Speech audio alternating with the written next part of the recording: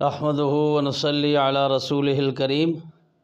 مخارج کا بیان شروع ہے اور یہ قرآن پاک کے حروف و الفاظ سیکھنے کے لیے بہت ہی ضروری چیز ہے۔ آج کل کوئی چیز سیکھی جائے جس پر دماغ استعمال کیا جائے تو وہ تھوڑی مشکل لگتی ہے، لیکن کہتے ہیں ہر مشکل کے بعد آسانی ہے۔ جو بھی کسی علم میں، کسی مضمون میں آپ کو کوئی چیز مشکل لگتی ہے تو آپ اس مشکل کو عبور نہیں کریں گے تو آپ کبھی بھی کوئی چیز حاصل نہیں کر سکتے۔ کوئی بھی کام ہے اس میں مشکلات ہیں، اور مشکلات کے بعد آسانیاں اللہ پاک دیتا ہے۔ تو لہذا یہ مخارج یہ عام آدمی کے لیے سننا بھی ایک مشکل کام ہے، لیکن ان چیزوں کو توجہ کے ساتھ سننا بہت ضروری ہے۔ تو آج ہمارا مخرج نمبر 12 ہے۔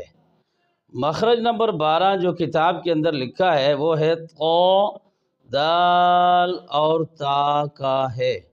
یہ 3 حرفوں کا ایک ہی مخرج ہے، ایک مقام سے یہ 3 حروف ادا ہوتے ہیں۔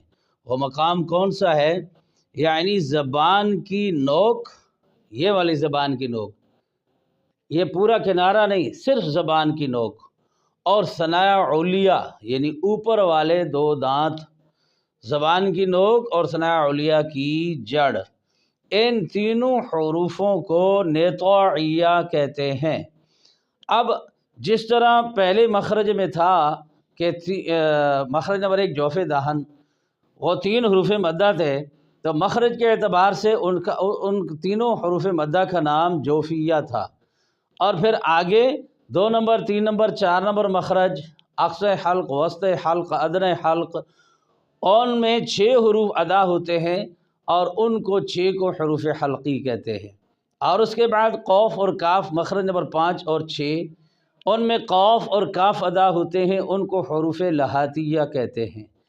اور مخرج نمبر 7 وہ ہے جیم شین یا، جب کہ مدہ نہ ہو، یعنی یا متحرک اور یا لین، ان کو حروف شجریہ کہتے ہیں۔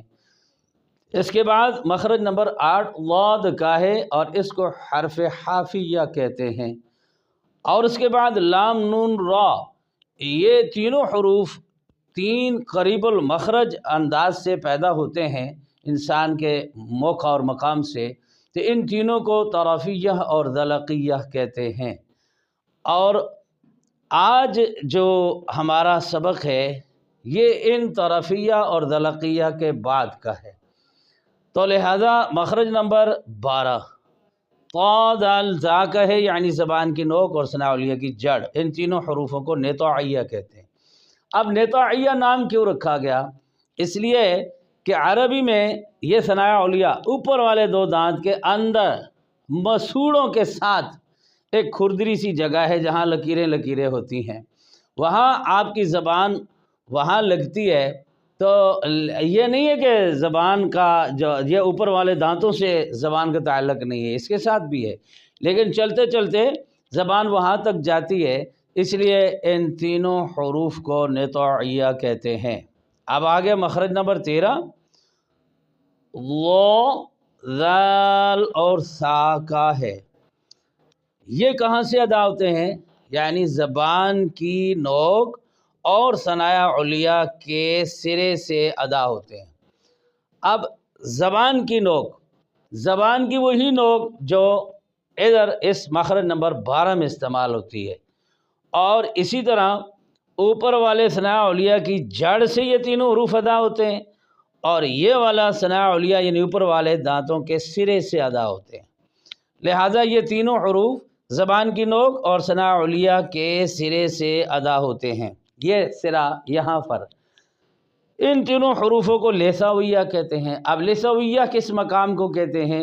اوپر ثناء علیہ کے پیچھے جڑ جو مسوڑے کہلاتے ہیں، اور مسوڑوں کے ایریے کو لسویہ کہتے ہیں۔ لہٰذا زبان کی نوک ثناء علیہ کے کنارہ سے بھی لگتی ہے اور ساتھ ساتھ زبان وہاں تک لسویہ کے مقام تک جاتی ہے، اس لیے ان کو اس نسبت سے لسویہ کہتے ہیں۔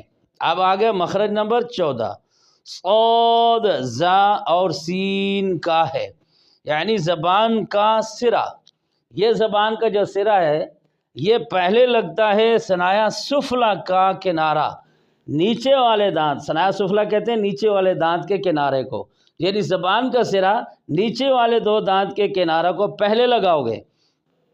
ماں کچھ اتصال ثنایا علیہ کے ہیں، یعنی پھر اس کے بعد جو زبان کا حصہ ہے وہ سیٹی ادا کرنے کے لیے اوپر ثنایا علیہ کی جڑ کے ساتھ لگے گا، تو وہ ماں کچھ اتصال ثنایا علیہ کا یہ مطلب ہے۔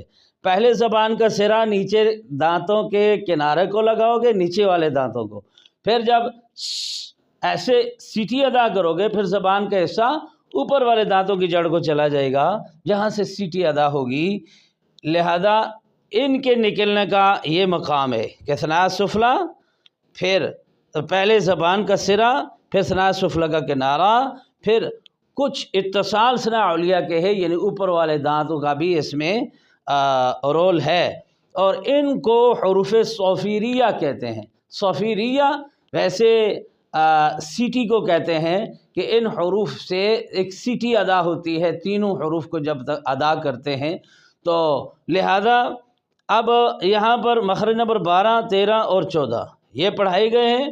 اور پہلے جب بھی بتاتا ہوں کہ مخرج معلوم کرنے کا یہ طریقہ ہے کہ ہر حرف کے شروع میں حمزہ متحرک لے کے آئیں، جیسے کہ آتقو، اد، ات۔ اب جب آتقو کرو گے تو توجہ دو کہ زبان کی نوک اوپر والے دانتوں کی کھردری سی جگہ پہ بھی لگ رہی ہے۔ اد اسی طرح آپ کا زبان کی نوک اوپر والے دانتوں کی جڑ کے ساتھ کھردری سی جگہ پہ بھی لگ رہی ہے۔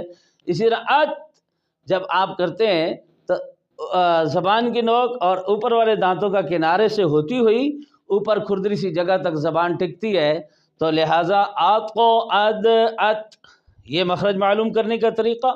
پھر اسی طرح مخرج نمبر 13 کی جو تفصیل لکھی ہوئی ہے اسے ذہن میں رکھتے ہوئے یہ حروف نکالیں، او، از، او، از، اس، او، از، اس۔ جب ایسے نکالیں گے تو یہ خود بخود یہ عمل ادا ہوگا، یہ جو لکھا ہوا ہے۔ اسی طرح مخرج نمبر 14، اب ہر حرف کے شروع کے نعرے پر حمزہ متحرک لے کے آئیں، اوس، از، اس، اوس، از، اس۔ اس میں ایک تو سیٹی نکلے اور دوسرا چلیں، وہ تو میں نے پہلے بتا دیا، ہر حال میں جو 7 حروف موٹے ہیں وہ ہر مقام پر ہر جگہ پر موٹے ہوں گے۔ وہ کیوں؟ تو جب آگے اسباق آئیں گے تو انشاءاللہ ان میں فرق واضح ہو جائے گا۔ اور یہ کوشش کریں کہ مخارج کا جو بیان ہے جتنا بھی پڑھایا گیا ہے غور و فکر سے پڑھیں، تاکہ آنے والی جو صفات لازمہ ہیں ان کے مقابلے میں، کیونکہ یہ تو نکلنے کی جگہ ہے، نکلنے کی جگہ سے جو حرف آواز میں آتا ہے تو وہ حرف منہ سے پیدا ہو جاتا ہے۔